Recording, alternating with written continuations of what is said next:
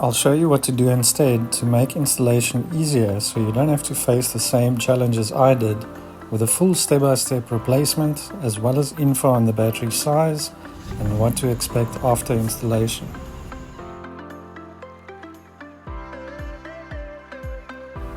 To access the battery, unlock the storage panel to remove it.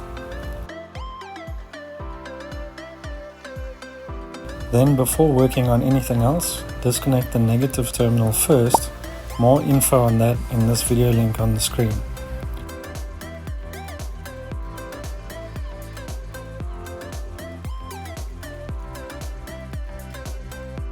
First, we'll remove the top hold-down bracket with these two bolts here.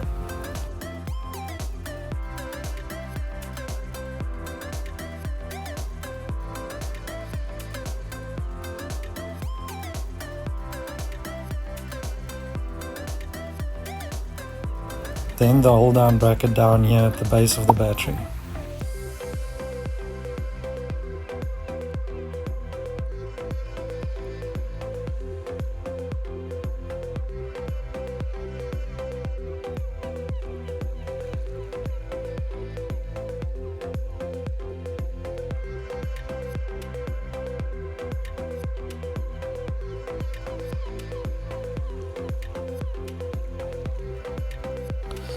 Now we'll move over to the positive terminal and loosen the clamp first, and that's to remove this whole junction box with the terminal.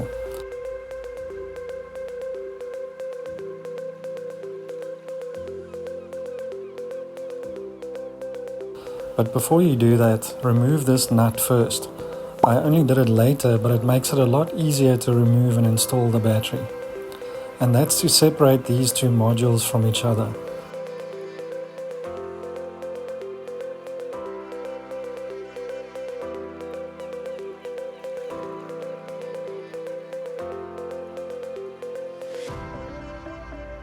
Then also remove this cable, push the pin with a screwdriver and pull it out. Now unclip these metal tabs on both sides and remove the junction box.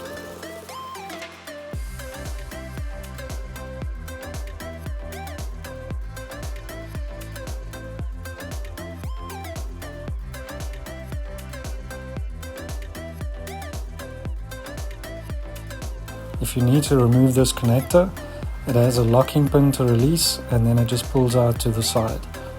It might not be necessary, but take care not to damage those thin wires when removing the battery.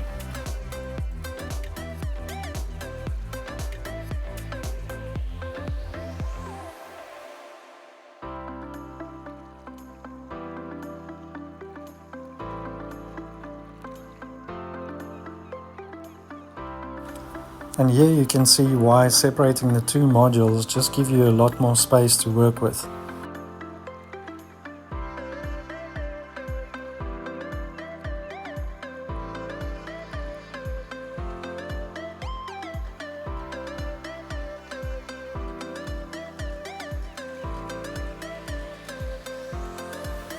If you find these videos helpful, please consider subscribing. It's free and as simple as tapping the button below the video.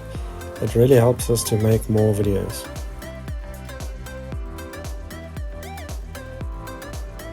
When installing the new battery, make sure to slide it into the retaining lip and start with the bottom hold-down bracket.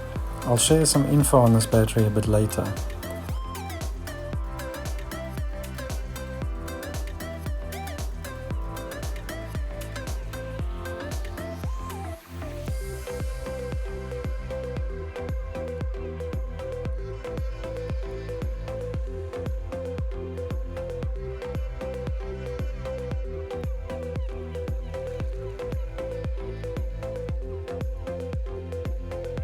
Unfortunately, my camera stopped recording at some point, but make all the positive connections first and then connect the negative cable.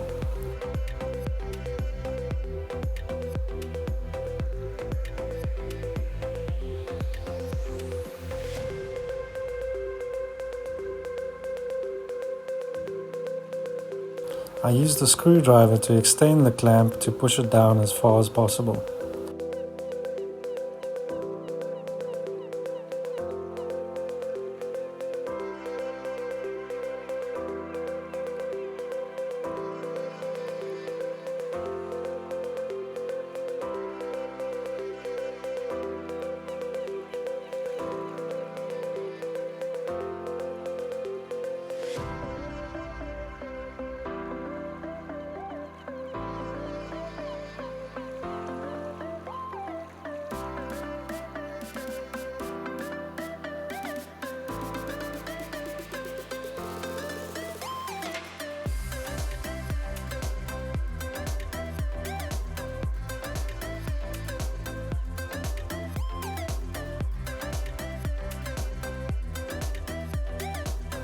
Then all that's left is to install the top bracket and put the storage panel back.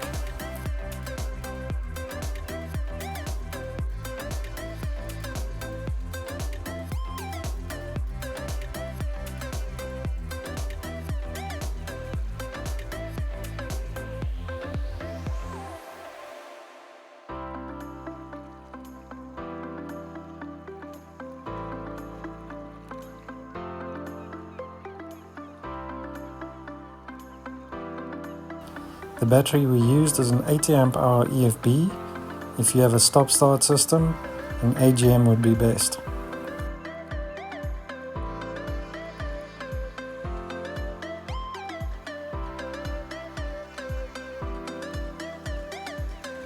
There weren't any warning messages on startup, and a radio code isn't necessary. You might just need to set the upper and lower limits of the one-touch windows. Then to set the windows, press and hold the button past the second click and hold it down for another 3 seconds after the window is fully down. Then do the same for closing and repeat for each window. Now that you've mastered installation, learn how to maximize the life out of your car battery by watching this video.